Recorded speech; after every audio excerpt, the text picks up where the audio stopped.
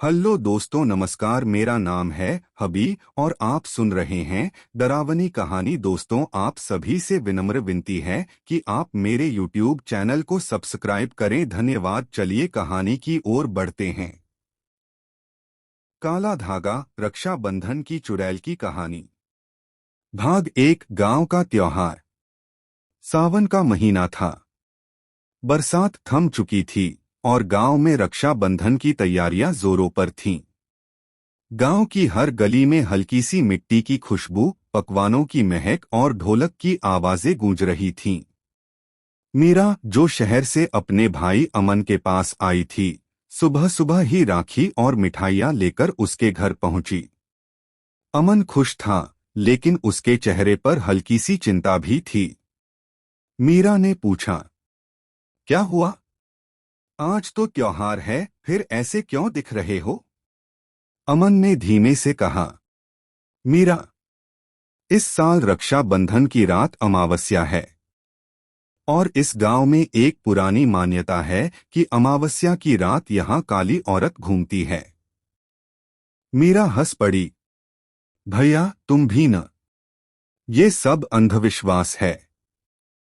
लेकिन अमन की आंखों में डर सच्चा था। उसने बस इतना कहा, आज रात अगर बाहर से कोई तुम्हें बुलाए तो जवाब मत देना। भाग दो। रात की सरसराहट।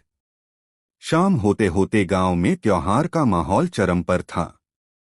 राखी बांधने के बाद मीरा अमन के साथ बरामदे में बैठी मिठाइयां खा रही थी। आसमान काला हो चुका था और आसपास की गलियां भी सुनसान हो गई थीं। करीब आधी रात मीरा नींद में थी, तभी खिड़की के बाहर से धीमी सी सरसराहट सुनाई दी, जैसे कोई जमीन पर लंबी साड़ी घसीटते हुए चल रहा हो। उसके बाद एक अजीब सी आवाज आई, मीरा, दरवाजा खोल, मैं तेरी सखी सुनीता हूं। मीरा चौंक गई। सुनीता उसकी बचपन की दोस्त थी, लेकिन वह जानती थी कि सुनीता तो इस गांव में नहीं रहती। दरवाजे के नीचे से काले धुएं जैसी लहरें भीतर आने लगीं और ठंडी हवा का झोंका उसके पैरों को छू गया।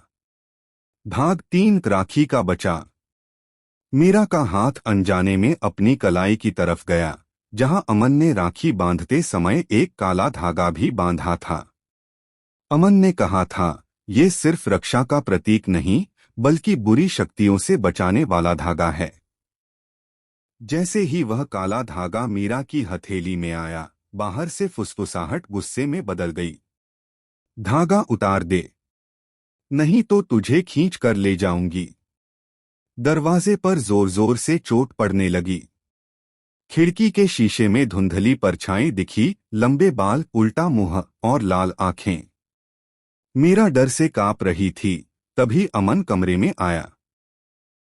उसने बिना समय गवाए दरवाजे पर गंगाजल छिड़का और मंत्र पढ़ने लगा। बाहर से एक भयानक चीख आई और सन्नाटा छा गया। भाग 4। असली रहस्य। सुबह हुई तो गांव के बुजुर्गों ने बताया कि सालों पहले एक औरत ने रक्षाबंधन की रात अपने भाई को मार दिया था, क्योंकि उसे अपने हिस्से की जमीन चाहिए थी।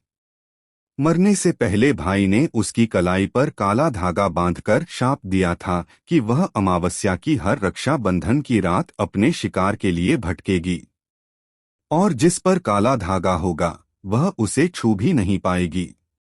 मीरा ने उस दिन समझ लिया, कभी कभी त्योहार सिर्फ खुशी नहीं, बल्कि अनदेखी रक्षा का भी प्रतीक होते हैं।